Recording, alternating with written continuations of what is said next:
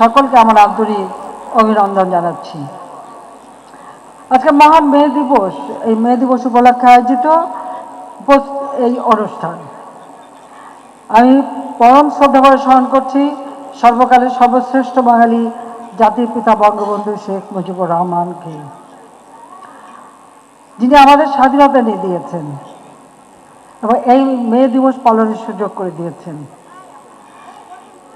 মে দিবস শ্রমিকদের অধিকার আদায়ের জন্য সংগ্রামের একটি দিন। আপনারা জানেন যে যুক্তরাষ্ট্রে শিকাগো শহরে হে মার্কেটে শ্রমিকদেরকে কোনো কর্মঘণ্টা ছিল না, অমানবিক পরিশ্রম করতে হতো, তারা নির্যাতিত হতো, তারা প্রতিবাদ করেছিল, সংগ্রাম করেছিল, তাদের জীবনে দিতে হয়েছিল। তাদের দাবি ছিল মাত্র 8 ঘন্টা তারা কাজ করবে একটানা। এই 8 ঘন্টা সময়ের দাবিতেই তাদের এই আন্দোলন। আর এই আন্দোলন করতে যেয়ে সেই যুক্তরাষ্ট্রের পুলিশের হাতে তাদের জীবন দিতে হয়েছিল। সেই দিন যারা শ্রমিকদের অধিকারের জন্য সংগ্রাম করেছিলেন, শ্রমের উপযুক্ত মূল্য এবং দৈনিক 8 ঘন্টা কাজের জন্য দাবি নিয়ে যারা সংগ্রাম করেছিলেন এবং যারা জীবন দিয়েছেন, আমি তাদেরকেও আজকে এই দিনে স্মরণ করি। কারণ তাদের এই মহান আত্মত্যাগের বিনিময়ে আমাদের শ্রমিক শ্রেণী পেয়েছেন তাদের অধিকার। জাতির পিতা বঙ্গবন্ধু শেখ মুজিব স্বাধীনতার পর এই মে দিবসকে প্রথম শ্রমিক সংহতি দিবস হিসেবে ঘোষণা দিয়েছিলেন এবং রাষ্ট্রীয়ভাবে স্বীকৃতি দিয়েছিলেন।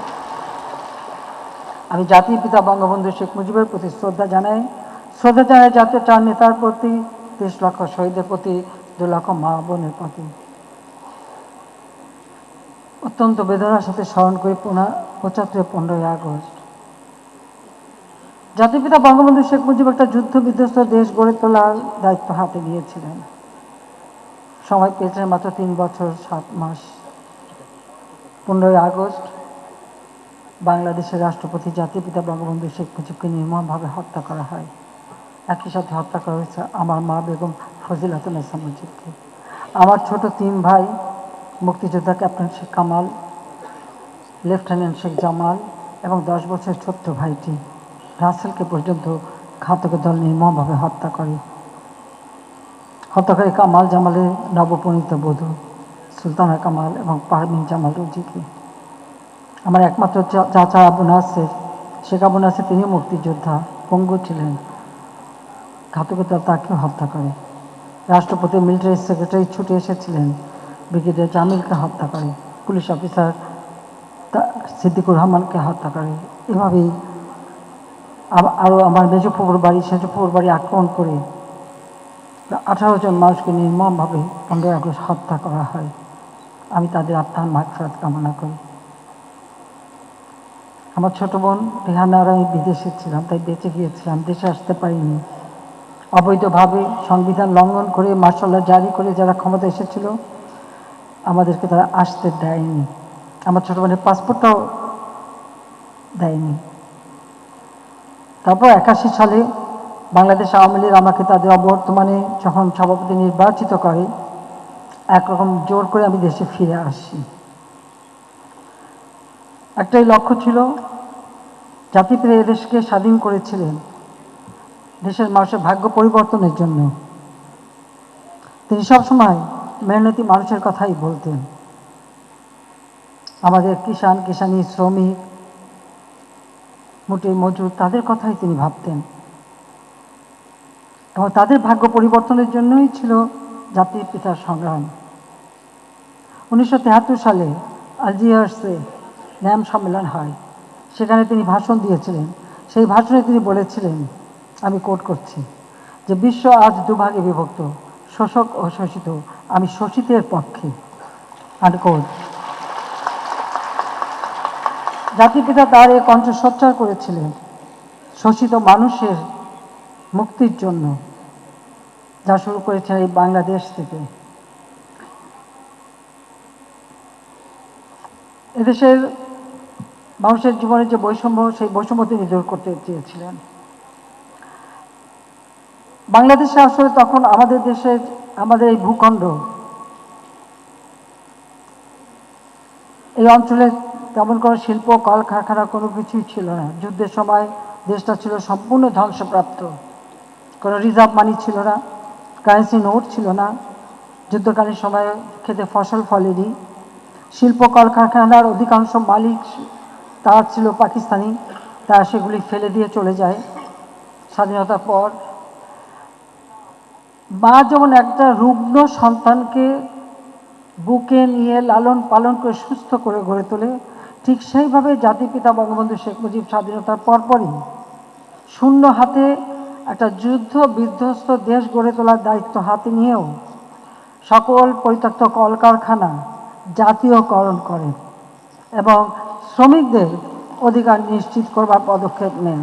তাদের কর্মসংস্থান যাতে ঠিক থাকে সেই পদক্ষেপটাই তিনি হাতে নিয়েছিলেন এবং শ্রমিকদের স্বার্থ রক্ষার জন্য মঞ্জুরি কমিশন গঠন করেন, মে দিবসে সরকারি ছুটি ঘোষণা করেন এবং আন্তর্জাতিক সংস্থা আইএলওর সদস্যপদ 1972 সালেই আমরা অর্জন করি। এবং শুধু তাই না, তিনি আইএলও অর্থাৎ আন্তর্জাতিক শ্রম সংস্থার সদস্যপদ গ্রহণ করার সাথে সাথে প্রোটোকল এবং কনভেনশনগুলি সই করেন এবং সেগুলি মেনেই শ্রমিকদের অধিকার নিশ্চিত করবার পদক্ষেপ নেন। 1 মে 1972 সাল মে দিবস উপলক্ষে জাতির উদ্দেশ্যে জাতিপিতা বঙ্গবন্ধু শেখ মুজিব ভাষণ দিয়েছিলেন। আমি কোট করছি, আপনাদের পরিশ্রম করতে হবে, উৎপাদনের লক্ষ্য অর্জন করতে হবে, দেশের সম্পদ বাড়িয়ে আমরা জীবনযাত্রার প্রকৃত উন্নয়ন করতে সক্ষম হব। শত শত বছর ধরে আমরা একটি নিকৃষ্ট উপনিবেশ ও বিদেশিদের বাজার হিসেবে লুণ্ঠিত হয়েছি। বিদেশিরা দেশের অর্থনীতিকে জনগণের প্রয়োজনের উপযোগী করে গড়ে তোলেননি। এরপরে ইহাইয়ার বর্বর সৈন্যরা আমাদের অর্থনৈতিক কাঠামোকে সম্পূর্ণরূপে ধ্বংস করে দিয়ে গেছে। গণপ্রজাতন্ত্রী বাংলাদেশ সরকার এক ভয়াবহ পরিস্থিতির মধ্য দিয়ে দেশের অর্থনীতিকে পুনর্গঠনের কাজে হাত দিয়েছে। আনকোড। তিনি নিজের ভাষণেই বলে গেছেন কীরকম ভয়াবহ পরিস্থিতি তখন আমাদের ছিল। তারপর তিনি থেমে যাননি, তিনি কাজ করেছেন। কাজে খেটে খাওয়া মানুষ, তাদের ভাগ্য পরিবর্তনই আওয়ামী লীগের সবসময় লক্ষ্য। কাজে আমরাও সবসময় সে পদক্ষেপ নিই এবং জাতিপিতা যখন দেশটাকে গড়ে তুলেছেন তখন যে সমস্ত মালিক বাংলাদেশে ছিল তিনি একটা অর্ডার জারি করেছিলেন যে শিল্প কলকারখানা সেই মালিকরা ফেরত পাবে, আর যেগুলি মালিকানাবিহীন সেগুলি তো সরকারি চালাবে। সেই ব্যবস্থাটাও তিনি করেছিলেন, বেসরকারি খাতকেও তিনি গুরুত্ব দিয়েছিলেন। তিনি না মাত্র 9 মাসের মধ্যে আমাদের একটি সংবিধান দেন। এই সংবিধানের 13 অনুচ্ছেদে আমাদের অর্থনৈতিক নীতিমালা কী সেটা কিন্তু স্পষ্ট বলা আছে। সেখানে যেমন সরকারি প্রতিষ্ঠান থাকবে, সমবায় হবে এবং বেসরকারি খাতও থাকবে, অর্থাৎ অর্থনীতিকে বহুমুখী করে মানুষের কর্মসংস্থান বৃদ্ধি করা এবং মানুষের জীবনমান উন্নত করা, সেটাই ছিল জাতির পিতার লক্ষ্য। সেই লক্ষ্য নিয়েই তিনি কাজ করেছেন। 21 বছর পরে আওয়ামী লীগ সরকার গঠন করে। আমরা সরকার গঠন করি, আমাদের সবথেকে বড় কাজ হলো মানুষের কল্যাণ করা এবং সেই প্রচেষ্টাই আমরা হাতে নিয়েছিলাম। আমরা আমাদের দেশকে এগিয়ে নিয়ে যেতে চাই। 2008-এর নির্বাচনী ইস্তাহারে ঘোষণা দিয়েছিলাম আমরা ডিজিটাল বাংলাদেশ গড়ে তুলব। আর 96 সালে যখন প্রথম সরকার গঠন করলাম, আসলে বিরোধী দলে থাকতেই আমি দেখেছি, যেমন আমাদের যারা শ্রমিকরা কাজ পেত, আমি অনেক কারখানা ঘুরেছি, আমি গার্মেন্টস শ্রমিকদের অবস্থা দেখেছি। তাদের মজুরি ছিল মাত্র 800 টাকা। একজন মালিককে জিজ্ঞেস করলাম যে এই 800 টাকা একটা মানুষের জীবন চলে কীভাবে। 96 সালে সরকার এসেই আমরা কিন্তু তা বাড়িয়েছিলাম এবং যতবার সরকার এসেছি ততবারই বৃদ্ধি করেছি। যে আমরা আমাদের যে লক্ষ্যটা, আমাদের শ্রমিক গোষ্ঠীকে আরও উপযুক্ত করে গড়ে তোলা, তাদের ট্রেনিংয়ের ব্যবস্থা করা এবং বিদেশে যারা যায় তাদেরও ট্রেনিংয়ের ব্যবস্থা, সেগুলো আমরা একে একে করে যাচ্ছি। এবং ইতিমধ্যে আমাদের শ্রম অধিদপ্তরের ট্রেড ইউনিয়ন রেজিস্ট্রেশন প্রক্রিয়া আবেদন গ্রহণ করতে শুরু করে রেজিস্ট্রেশন সনদ প্রদান সহ সকল কার্যক্রম অনলাইনে সম্পাদিত হচ্ছে। কারণ ডিজিটাল বাংলাদেশ করব ঘোষণা দিয়েছিলাম, আজকের বাংলাদেশ ডিজিটাল বাংলাদেশ। আমরা চাই আমাদের দক্ষ জনশক্তি গড়ে উঠুক। কারণ আমরা 8 নির্বাচনে ঘোষণা দিয়েছিলাম ডিজিটাল বাংলাদেশ আমরা করেছি, আর এবারে আমাদের ঘোষণা হচ্ছে 2041 সালের মধ্যে স্মার্ট বাংলাদেশ গড়ে তুলব। এই ক্ষেত্রে শিক্ষায় দীক্ষায় এবং ট্রেনিংয়ে কারিগরি শিক্ষায় আমাদের কেউ পিছিয়ে থাকবে না, সেটাই আমাদের লক্ষ্য। আর শ্রমিকদের সব ধরনের সুযোগ সুবিধার জন্য ব্যাপক কর্মসূচিও আমরা বাস্তবায়ন করে যাচ্ছি। আমরা কলকারখানা এবং প্রতিষ্ঠানসমূহ পরিদর্শন এবং পরিদর্শনের পরবর্তীতে নোটিশ প্রদান, শ্রম আদালতে মামলা দায়ের, অভিযোগ ব্যবস্থাপনা, labour inspection management application lima এর মাধ্যমে আমরা ব্যবস্থা নিচ্ছি।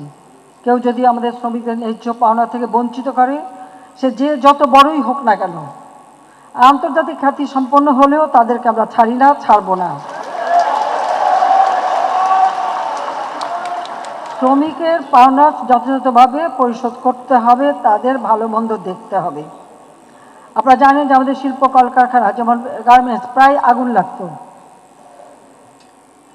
এই আগুন কেন লাগে সেটাও যেমন আমরা খুঁজে বের করেছি, সেই সাথে সাথে আমাদের প্রত্যেকটা শিল্প কলকারখানা যেন আধুনিক হয়, অগ্নি নির্বাপক ব্যবস্থা থাকে, শ্রমিকের জীবনমানও নিরাপদ থাকে, সেই পদক্ষেপ নিয়েছি। তার জন্য আমি বিশেষ প্রণোদনা দিয়েছি। আমি আলাদাভাবে সমস্ত অগ্নি নির্বাপক যন্ত্র থেকে শুরু করে ইন্ডাস্ট্রিগুলি যাতে গ্রিন ইন্ডাস্ট্রি হিসেবে গড়ে ওঠে, তার জন্য প্রতিটি যার প্রয়োজন ছিল সব কিছুর মধ্যে ট্যাক্স তুলে দিয়ে সহজলভ্য করে দিয়েছিলাম, যাতে করে আমাদের শিল্প কলকারখানাগুলি নিরাপদ হয়। আজকে সারা বিশ্বে গার্মেন্টসের 10টি যদি হিসাব করা হয়, তো 10টির মধ্যে বলতে গেলে 10টি আছে বাংলাদেশে। এটাই হচ্ছে প্রায় 200-250 শিল্প কলকারখানা গ্রিন শিল্প কলকারখানা হিসেবে আমরা গড়ে তুলতে সক্ষম হয়েছি।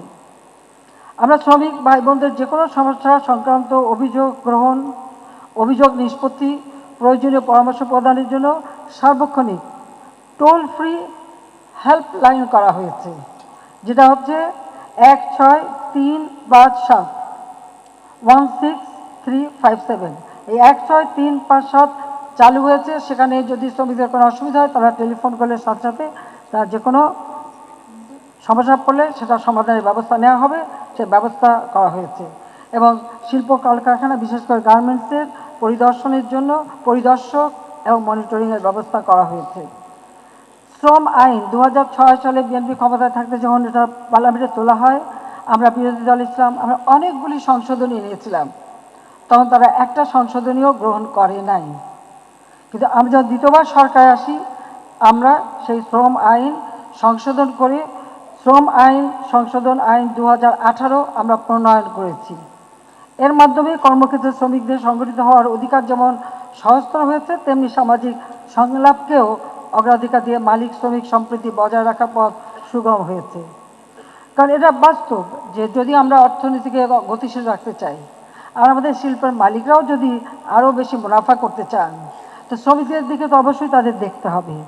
আজকের যে প্রতিপাদ্য বিষয়টা, শ্রমিক মালিক গর্ব দেশ, স্মার্ট হবে বাংলাদেশ, আমি মনে করি অত্যন্ত উপযোগী একটি প্রতিপাদ্য, এবং আমরা সেটাই বিশ্বাস করি। আমরা বিদেশে বিভিন্ন খাতে কর্মরত শ্রমিকদের কল্যাণ নিশ্চিত করার জন্য বাংলাদেশ শ্রমিক কল্যাণ ফাউন্ডেশন তহবিল গঠন করা হয়েছে, যেখান থেকে প্রাতিষ্ঠানিক অপ্রাতিষ্ঠানিক যে কোনো খাতে নিয়োজিত শ্রমিক বা তাদের সন্তানের উচ্চশিক্ষার জন্য শ্রমিক কর্মরত অবস্থায় দুর্ঘটনাজনিত কারণে স্থায়ীভাবে অক্ষম হলে অথবা মৃত্যুবরণ করলে বা জরুরি ও দুরারোগ্য ব্যাধির চিকিৎসার জন্য আর্থিক সহায়তা প্রদান করা হয়। এর বাইরেও দুর্ঘটনা ছাড়াও আন্দোলনের নামে যখন বাসে আগুন, ট্রাকে আগুন, শ্রমিক সহ মানুষকে পুড়িয়ে মেরেছিল ওই বিএনপি জামাত জোট, প্রায় 3800 বাস, ট্রাক, গাড়ি, রিক্সা, ভ্যান, সিএনজি, এমন কিছু নাই, ট্রেন, লঞ্চ, তারা আগুন দিয়েছে এবং জ্যান্ত মানুষ ওখানে পুড়ে মারা গেছে। আমি ক্ষমতা ছিলাম, প্রত্যেকটা পরিবারকে আর্থিক সহায়তা দিয়েছি, প্রতিটি ক্ষতিগ্রস্ত মালিকদেরকে আমরা আর্থিক সহায়তা দিয়েছি। শুধু তাই না, রানা প্লাজায় যখন ধস হলো বা তানজির গার্মেন্টসে যখন আগুনে পড়লো, প্রতিটি পরিবারকে আর্থিক সহায়তা দিয়েছি, চিকিৎসার ব্যবস্থা করেছি, বিনা পয়সায় চিকিৎসা দিয়েছি। আমাদের শ্রমিকদের কল্যাণ দেখা, এটা আমাদের আওয়ামী লীগের একটা দায়িত্ব বলে আমি সবসময় মনে করি। আমাদের রপ্তানিমুখী গার্মেন্টস শিল্পের কর্মরত শ্রমিক কর্মচারীদের সার্বিক কল্যাণেও একই সেবা দিতে গঠন করা হয়েছে কেন্দ্রীয় তহবিল। কর্মক্ষেত্রে দুর্ঘটনাজনিত ক্ষতিপূরণ স্কিম EIS চালুর মাধ্যমে কর্মক্ষেত্রে পেশাগত দুর্ঘটনা অসুস্থতার ক্ষতিগ্রস্ত শ্রমিকদের চিকিৎসা পুনর্বাসন সেবা দেওয়ার পাশাপাশি আর্থিক ক্ষতিপূরণও দেওয়া হচ্ছে। পাশাপাশি রপ্তানিমুখী শিল্পের কর্মহীন ও দুস্থ শ্রমিকদের সর্বোচ্চ 3 মাসের নগদ আর্থিক সহায়তা প্রদানমূলক সামাজিক সুরক্ষা কার্যক্রম চলমান রয়েছে। আমাদের সরকার বাংলাদেশ শ্রম বিধিমালা 2015 প্রয়োজনীয় সংশোধন এনে 2022 সালে সংশোধিত শ্রম বিধিমালা প্রণয়ন করেছে। শ্রমিক কল্যাণ জোরদারকরণে জাতীয় শ্রম নীতি 2012 যুগোপযোগী করারও পদক্ষেপ আমরা গ্রহণ করেছি। শ্রম আইনের আলোকে শ্রমিক ও মালিকের মধ্যকার অমীমাংসিত শিল্প বিরোধ মীমাংসা বিচার বিভাগীয় কার্যাবলী দ্রুত সম্পন্ন করার জন্য পূর্বের 7টি শ্রম আদালতের সাথে নতুন আরও 6টি শ্রম আদালত প্রতিষ্ঠার মাধ্যমে দেশে মোট শ্রম আদালত এখন 13টিতে উন্নীত করা হয়েছে এবং শ্রমিকরা যে কোনোভাবে তারা বঞ্চিত হলে সেখানে তারা মামলা করতে পারে, নালিশ করতে পারে, সেই সুযোগটা তাদেরকে দেওয়া হচ্ছে। 2009 সালে আওয়ামী লীগ সরকার রাষ্ট্র পরিচালনার দায়িত্ব পেয়ে 2010 সালে RMG সেক্টরে শ্রমিকদের নিম্নতম মজুরি, যেটা আমি সেই প্রথমবার যখন সরকার 96 সালে তখন 800 টাকা থেকে 1600 টাকা করেছিলাম, কিন্তু দুর্ভাগ্যের বিষয় 2001-এ আমরা সরকারে আসতে পারিনি, বিএনপি জামাত জোট ক্ষমতা এসে ওটা স্থগিত করে রেখেছিল। 2006 সালের দিকে শ্রম আইন করার পরে তারা ওটা 1600 টাকা করে। আমি যখন 2009 সরকার গঠন করলাম তখন দেখলাম যে 1662 টাকা মাত্র তারা মজুরি পায়, সেটাকে 800 টাকা থেকে 1600 টাকা। আমরা তখন আমাদের সত্যি কথা বলতে আমি নিজে তখন উদ্যোগ নিয়েছিলাম, মালিকদের সাথে ডেকে কথা বলেছিলাম এবং তাদের সাথে পরামর্শ করে আমরা শ্রমিকদের মজুরি 1600 টাকা থেকে 3200 টাকায় বৃদ্ধি করি। 2013 সালে অর্থাৎ একই টার্মে পুনরায় আবার আমরা শ্রমিকদের মজুরি 5300 টাকায় বৃদ্ধি করেছিলাম। এরপর 2014 সরকারে আসে আবার পুনরায় এসে 2018-19 অর্থ বছরে আমরা পুনরায় আমাদের মজুরি শ্রমিকদের মজুরি 8300 টাকায় বৃদ্ধি করি। এরপরে 2023 সালে যখন কোভিড-19 অতিমারি দেখা গিয়েছে, সেই সময় আমরা যেমন মালিকদেরকে প্রণোদনা দিয়েছি, স্বল্প সুদে ঋণ দিয়েছি, পাশাপাশি আমাদের গার্মেন্টস শ্রমিক বা শ্রমজীবী মানুষ তাদের জন্য বিশেষভাবে তাদের মজুরি আমরা কারো হাতে না দিয়ে বাংলাদেশ ব্যাংকের মাধ্যমে সরাসরি আমাদের শ্রমিক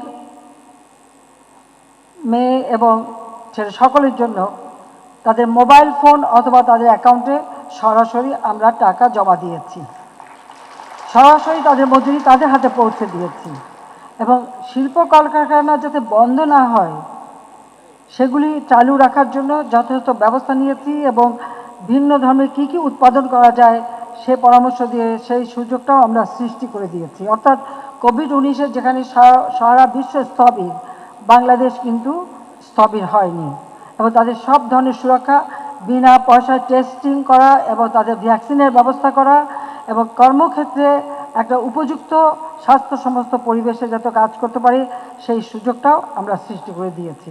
সেই সাথে সাথে আমরা এবারে 2023 সালে যেহেতু ইউক্রেন রাশিয়া যুদ্ধ, স্যাংশন, কাউন্টার স্যাংশন এবং এই অতিমারি কোভিড-19 এখন তো আবার ইসরায়েল আক্রমণ করে প্যালেস্টাইনিদের উপর গণহত্যা চালাচ্ছে, এই সার্বিক কারণে যে মুদ্রাস্ফীতি দেখা দিয়েছে সেটা মোকাবেলা করার জন্য জীবনযাত্রা যাতে চালু থাকে স্বাভাবিকভাবে সকলের বেতন আমরা যেমন 5% বাড়িয়েছি, কিন্তু আমাদের শ্রমজীবী মানুষের জন্য আমরা এই মজুরি 12,500 টাকায় উন্নীত করেছি, 8,000 থেকে, অর্থাৎ 8,300 থেকে 12,500 টাকায় উন্নীত করে দিয়েছি।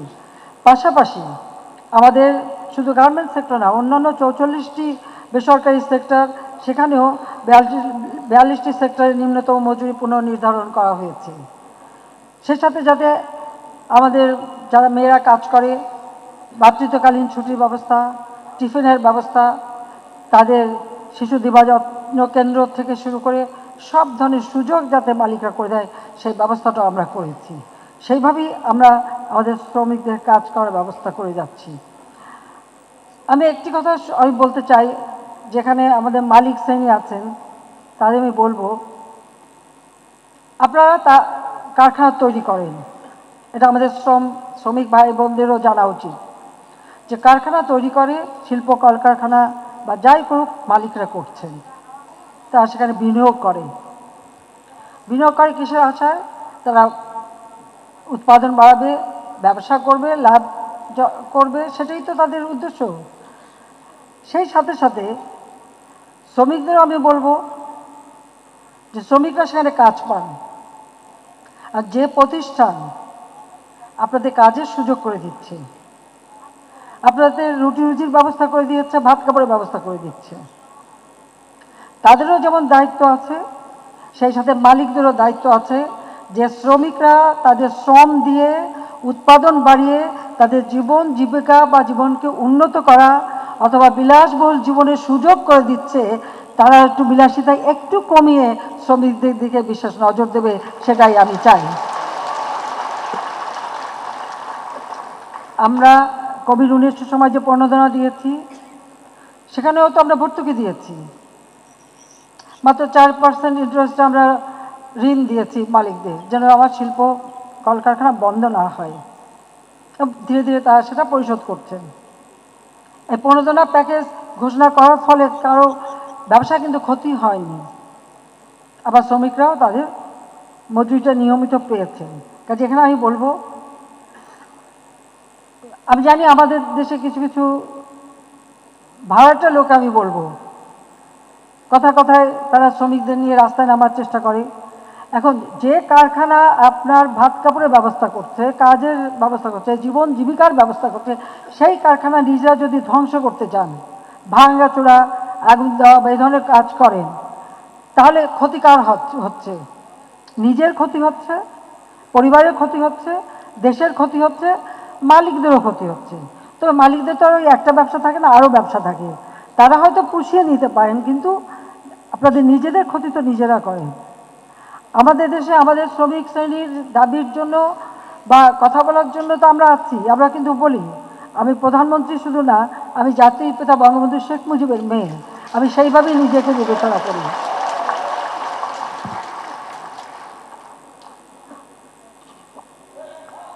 আপনাদের কোনো অসুবিধা যদি হয়, আমি জানি আমার দুয়ার খোলা, আপনারা যোগাযোগ করতে পারেন, আপনাদেরও, কারণ আমাদেরও শ্রমিক সংগঠন আছে, কাজে সেগুলো আমরা দেখব। তবে এটা মাথায় রাখতে হবে, আমরা আমাদের কিষাণী তাদেরও কর্মসংস্থান, তাদেরও জীবন জীবিকার ব্যবস্থা, এমনকি বর্গা চাষিদের আমি উদ্যোগ নিয়ে বিনা জামানতে ঋণের ব্যবস্থা করে দিয়েছি। 96 সালে যখন সরকারে 98 সালে ভয়াবহ বন্যা হলো, তারপর থেকে আমি বর্গা চাষিদেরকে বিনা কোনো জামানত লাগবে না, বিনা জামানতে কৃষি ব্যাংকের মাধ্যমে তাদেরকে আমরা কৃষি ঋণ দিই। শিশু শ্রম বন্ধ করবার জন্য আইন করে শিশুদের লেখাপড়া যাতে হয় সে ব্যবস্থা আমরা করে দিয়েছি। শিশু শ্রম, যে সমস্ত শ্রমে শিশুদের ক্ষতি হতে পারে সেগুলি যাতে তারা না করতে পারে সে ব্যবস্থাও আমরা নিয়েছি।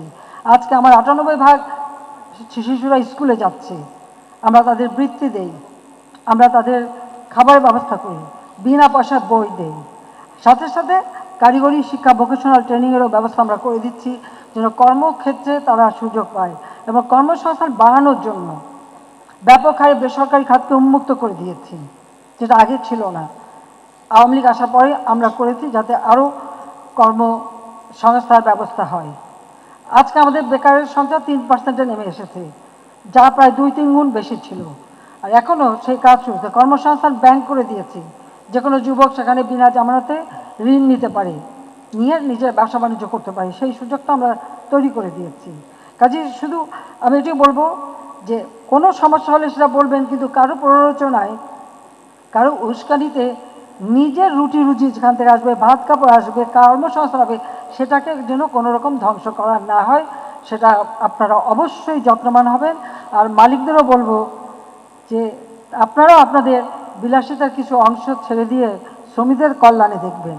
আর যারা আমাদের গার্মেন্টস ক্রয় করে, আন্তর্জাতিক পর্যায়ে যারা আমাদের গার্মেন্টস ক্রয় করে বা আমাদের উৎপাদিত পণ্য ক্রয় করে, তাদেরকেও বলবো, এখন তো সব জায়গায় ইনফ্লেশন বেড়ে গেছে, জিনিসের দাম বেড়ে গেছে, একটা একটা পিস গার্মেন্টস তৈরি করতে খরচও বেড়ে গেছে। তো সেটা বিবেচনা করে যারা বায়ার, তারা যদি একটু মূল্যটা বাড়িয়ে দেয়, তাহলে আমি মালিকদের উপরে আরও চাপ দিতে পারি আমাদের শ্রমিকদের সুবিধা দেওয়ার জন্য। আমি আশা করি আইএলও শুধু শ্রমিকদেরটা দেখতে গেলে সাথে সাথে এই মালিকদের বিষয়টাও দেখবে, এটাও যেন হয়।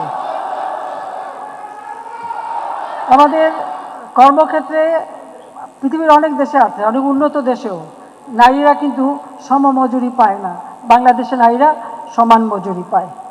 আজকে আমাদের কর্মজীবী সংখ্যা মহিলাদের 43.41 বৃদ্ধি পেয়েছে, যা ছিল মাত্র 22.81। আমরা কিন্তু সেটা বৃদ্ধি করে দিয়েছি। এখন মেয়েরা সর্বক্ষেত্রে কাজ করতে পারে, সেই সুযোগ আমরা সৃষ্টি করে দিয়েছি। তাদের নিরাপত্তার ব্যবস্থা আমরা করেছি। সেই সাথে আমাদের যেমন গার্মেন্টসের মেয়েদের থাকার জন্য ডরমেটরি তৈরি করে দেওয়া, তাদের যে হোস্টেলের ব্যবস্থা, শ্রমজীবী কর্মজীবী মেয়েদের হোস্টেলের ব্যবস্থা, তাদের নিরাপদ আবাসনের ব্যবস্থা, সেটা আমরা শুধু ঢাকা শহর না, পর্যায়ক্রমে প্রত্যেকটা বিভাগ জেলা পর্যায় পর্যন্ত আমরা তৈরি করে দিচ্ছি। আর দক্ষতা উন্নয়নে যাতে তাদের ভালোভাবে ট্রেনিং পায়, সে ব্যবস্থা আমরা করেছি। আমরা আমাদের ক্ষুদ্র নৃগোষ্ঠী তাদের এবং তাদের পরিবারের সদস্যদের কল্যাণে এবং দক্ষতা উন্নয়ন কার্যক্রম জোরদার করতে রাঙামাটি খাগড়ায় একটা বহুবিধ সুবিধা সহ শ্রম কল্যাণ কমপ্লেক্স নির্মাণ করা হয়েছে। নারায়ণগঞ্জে 1530 জনের ধারণ ক্ষমতা সম্পন্ন দুটি বহুতল কর্মজীবী শ্রমজীবী মহিলা হোস্টেল এবং 5 শয্যা হাসপাতাল সুবিধা সহ শ্রম কল্যাণ কেন্দ্র নির্মাণ করা হয়েছে। তাছাড়া আমাদের সারা বাংলাদেশে কমিউনিটি ক্লিনিকের মাধ্যমে যে কেউ বিনা পয়সায় চিকিৎসা পাচ্ছেন, 20-30 ধরনের ঔষধ আমরা বিনা পয়সায় দিচ্ছি। কারণ আওয়ামী লীগ তো খেটে খাওয়া মানুষের দল। আমরা আওয়ামী লীগ কিন্তু ওই ক্ষমতার উত্তরণ ঘটিয়ে আসেনি, মাটি মানুষের থেকে এসেছে। কাজে আমরা আমাদের দেশের মানুষের জন্য এই কাজ করি। আইএলওর কনভেনশন যতগুলি জাতির পিতা বঙ্গবন্ধু করে গিয়েছিলেন, এরপরে বাকি যতগুলি কনভেনশন এবং প্রোটোকল আওয়ামী লীগ ক্ষমতায় এসেই সেগুলি আমরা সই করেছি। এটা কিন্তু আমরা করেছি, এমনকি আমেরিকাও কিন্তু করে নাই। আমেরিকা করে নাই, যদিও তারা প্রশ্ন ওঠে আমাদের কাছে শ্রমিকের কল্যাণ। আমি যে জিজ্ঞেস করি যে তারা কয়টা আইএলও কনভেনশন বা প্রোটোকল সই করেছে, তার বোধহয় জবাব দিতে পারবে না। খুব বেশি হলে বোধহয় 2টো করেছে, তার বেশি না। আর সেখানে যদি কেউ আন্দোলন করে, সাথে সাথে চাকরি শেষ। আর আমরা আন্দোলন করলে তাদের সাথে বসি, কথা বলি, সমস্যাগুলি সমাধান করি। এখানেই বিরাট তফাৎ। সেই জন্য আমাদের উপর অনেক খবরদারি করার চেষ্টা করা হয়। আমাদের জুট মিলগুলি বহু বছর পুরনো, কোনোটা 54-56 সালে, কোনোটা 60 সালে এরকম করা, সেগুলি লাভবান হচ্ছিল না, কিছুতেই ওগুলি চালানো যাচ্ছিল না। আমরা এর আগেও বহুবার গোল্ডেন হ্যান্ডশেক হয়েছে, কিন্তু আমি আসার পরে আমি ঠিক করলাম যে না, এভাবে কারখানা চলবে না। কিন্তু পাট আমাদের কৃষি পণ্য, আবার আমাদের শিল্প পণ্য, পরিবেশ বান্ধব পণ্য। কাজে পাট গবেষণা করে আমরা পাটের জন্মরহস্য আবিষ্কার করেছি, জুট জিনোম আবিষ্কার করেছি। কাজে পাটকে আমাদের বাঁচিয়ে রাখতে হবে। আমরা শ্রমিকদের গোল্ডেন হ্যান্ডশেক দিয়েছি, প্রত্যেকের টাকা যার যার নিজের অ্যাকাউন্টে, এবং অনেক টাকা পেয়েছেন একসাথে, সব টাকা একসাথে না দিয়ে আমরা অর্ধেকটা পারিবারিক সঞ্চয়পত্র করে দিয়েছি, যে সঞ্চয়ের মাধ্যমে মাসে 11% উপর তারা মুনাফা পায়। আর বাকি কিছু টাকা হাতে দিয়েছি, কারণ আমি জানি নগদ টাকা হাতে পেলেই সব টাকা খরচ হয়ে যাবে। সেই জন্য তাদের সুরক্ষা দেওয়ার জন্য এই পারিবারিক সঞ্চয়পত্র করে কোনো শ্রমিক বাদ নেই, প্রত্যেককে আমরা দিয়ে দিয়েছি। তার পাওনা কড়াই ঘন্টা হিসাব করে সরাসরি ব্যাংকের মাধ্যমে তাদের অ্যাকাউন্টে জমা হয়ে গেছে। তাদেরকে একদিকে পারিবারিক সঞ্চয়পত্র, অপরদিকে কিছু নগদ টাকা দিয়েছি। আমরা এখন সেই জুট মিলগুলি সব বেসরকারি খাতে দিয়েছি, যেন দেশি বিদেশি বিনিয়োগের মাধ্যমে উন্নত মানের পণ্য উৎপাদন হয়। অনেকগুলি ইন্ডাস্ট্রি এখন চালু শুরু হয়ে গেছে। যারা চালু করেছে আমাদের অনেক শ্রমিক কিন্তু আবার পুনরায় সেখানে কাজ পাচ্ছে, অনেকেই চাকরি পাচ্ছে, সে ব্যবস্থাটাও করে দিয়েছে। এবং যখন দিয়েছি তাদের এটাই বলেছি, যারা দক্ষতা অর্জন করেছে জুট মিলে কাজ করে, তারাই আপনাদেরকে ভালো রেজাল্ট দিতে পারবে। এবং অনেকেই কিন্তু আমাকে ইতিমধ্যে বলেছে, আমি জানি যে তারা অনেকে এই ধরনের জুট মিলে তারা কাজ দিচ্ছে। কাজে আমরা সবসময় শ্রমিকদের কল্যাণটাই দেখি, আমার কিষাণী শ্রমিক সকলের কল্যাণ দেখা, এটাই আমাদের লক্ষ্য। আজকে মে দিবসে আমি এটাই চাই যে আমি শ্রমিক মালিক সবাইকে একটা সুসম্পর্ক বজায় রেখে উৎপাদন বৃদ্ধির জন্য আবেদন জানাচ্ছি। আপনারা জানেন স্বাধীনতার পর দেশকে অর্থনৈতিক মুক্তির জন্য জাতির পিতা বঙ্গবন্ধু শেখ মুজিব এই বাংলাদেশ আওয়ামী লীগকে কৃষক শ্রমিক আওয়ামী লীগ হিসেবে প্রতিষ্ঠা করেছিলেন। যদিও এটা বাকশাল নামে গালি দেওয়া হয়, মূলত এটা ছিল কৃষক শ্রমিক আওয়ামী লীগ। অর্থাৎ শ্রমিক কৃষক তাদের মূল্যায়ন করে, তাদের ভাগ্য পরিবর্তন করে অর্থনৈতিক সমৃদ্ধি অর্জন, উৎপাদন বৃদ্ধি করা, অর্থনৈতিকভাবে বাংলাদেশকে স্বাবলম্বী করা, এটাই ছিল তার একমাত্র উদ্দেশ্য। কাজে সেই ক্ষেত্রে আমি এটুকু বলবো যে আমাদেরকেও, আমি আবারও বলবো, আমাদের মালিক শ্রমিক এখানে সবাই আছেন, দেশটা আমাদের সকলের। এদেশ যত উন্নত হবে, দেশের মানুষ ক্রয় ক্ষমতা বাড়বে, আমাদের কারখানার মালিকরা তারা নিজস্ব বাজার পাবে, তাদের উৎপাদনও বৃদ্ধি পাবে, তারাও লাভ করতে পারবে, আবার আমাদের শ্রমিকরাও কাজ পাবে। কাজে সেখানে উভয়ে এক হয়ে কাজ করতে হবে। আর কোনো সমস্যা হলে অবশ্যই সে সমস্যার সমাধানে যা যা করণীয় সেটা আমরা করব। এটা আমাদের জাতির কাছে দেওয়া ওয়াদা, সেটা আমরা করে যাচ্ছি, করে যাব। এই জন্য দুয়ারে দুয়ারে কারো দুয়ারে ধর্ণা দেওয়ার দরকার নেই। দেশ আমাদের, এদেশের মাটি মানুষকে আমরা চিনি, নদী নালা খাল বিল আমরা চিনি। এদেশের মানুষের ভাগ্য কিছু পরিবর্তন হয় আমাদের থেকে ভালো আর কেউ জানবে না, এটাই হচ্ছে বাস্তবতা। কাজে আসুন সকলে মিলে আমরা কাজ করি, আমার এই দেশটাকে আমরা এগিয়ে নিয়ে যাই। যে স্বপ্ন জাতির পিতা দেখেছিলেন, ক্ষুধা দারিদ্র্যমুক্ত উন্নত সমৃদ্ধ দেশ গড়া, আমরা সেইভাবে আমাদের দেশকে গড়তে চাই। কাজে সেই ক্ষেত্রে সকলকে এক হয়ে কাজ করার আমি আহ্বান জানাচ্ছি। যার যে সমস্যা অবশ্যই সে সমাধান আমরা ব্যবস্থা করে দেব। আমরা চাই আমাদের শ্রমিকরা নিরাপদে কাজ করবেন এবং সুষ্ঠু পরিবেশে কাজ করবেন এবং তাদের জীবনমানও উন্নত হবে, এটাই আমাদের লক্ষ্য। এখানে কোনো বৈষম্য থাকবে না, বৈষম্যহীন একটা সমাজ ব্যবস্থা আমরা গড়ে তুলতে চাই। অসাম্প্রদায়িক চেতনায় বাংলাদেশকে গড়তে চাই, যেটা জাতির পিতার স্বপ্ন ছিল, সেই স্বপ্ন আমরা বাস্তবায়ন করে চাই। আমি জাতির পিতা বঙ্গবন্ধু শেখ মুজিব ৭২ সালের মে দিবসের আরেকটি কোট দিয়ে আমার বক্তব্য শেষ করছি। কোট, বঙ্গবন্ধু বলেছিলেন, কোট, সমৃদ্ধির পথে কোনো সংক্ষিপ্ত রাস্তা নাই, শতাব্দী শোষণের পুঞ্জীভূত সমস্যা আমাদের সামনে জড়ো হয়ে রয়েছে। এগুলি সমাধানের উদ্দেশ্যে কঠোর পরিশ্রম ও আত্মত্যাগের জন্য প্রস্তুত থাকতে হবে। তাহলেই আমরা আমাদের স্বপ্নের সোনার বাংলা গড়ার ভিত্তি গড়ে তুলতে পারব। আমাদের ভবিষ্যৎ বংশধররা শান্তি ও সমৃদ্ধির মধ্যে সেখানে বসবাস করতে পারবে।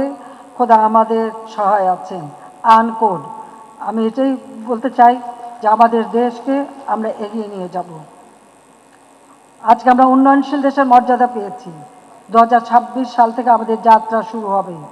আমাদের অনেক পরিশ্রম করতে হবে, উৎপাদন বাড়াতে হবে। ইতিমধ্যে ঘোষণা দিয়েছি 1 ইঞ্চি জমি যেন অনাবাদি না থাকে। যার যেখানে যতটুকু জমি আছে আমরা আবাদ করব, নিজেদের খাদ্য সংস্থা নিজেরা করব, লাগলে অন্যকে সহযোগিতা করব, কিন্তু কারো কাছে হাত পেতে চলবো না। জাতির পিতা বলেছেন, ভিক্ষুক জাতির ইজ্জত থাকে না। জাতির পিতা বঙ্গবন্ধু শেখ মুজিব বলেছেন, ভিক্ষুক জাতির ইজ্জত থাকে না। আমরা বিশ্ব দরবারে আজকে যে সম্মান আমরা অর্জন করেছি, আজকে উন্নয়নের রোল মডেল হিসেবে বাংলাদেশ প্রতিষ্ঠা লাভ করেছে, আমরা সেই ধারা অব্যাহত রেখে বিশ্ব দরবারে মাথা উঁচু করে চলবো, কারো কাছে হাত পেতে নয়। আমাদের শ্রম আর আমাদের মাটি মানুষ দিয়েই আমরা দেশকে এগিয়ে নিয়ে যাব। প্রচণ্ড গরম পড়েছে, সবাই সাবধানে থাকবেন, প্রচুর পানি খেতে হবে এবং একটু সাবধানে চলাফেরা করতে হবে। বেশিক্ষণ রোদের জন্য মানে তেতেপুরে না যান, সেদিকে নিজের স্বাস্থ্যের দিকে নিজেরা নজর রাখবেন। সবাইকে ধন্যবাদ। জয় বাংলা, জয় বঙ্গবন্ধু, বাংলাদেশ চিরজীবী হোক।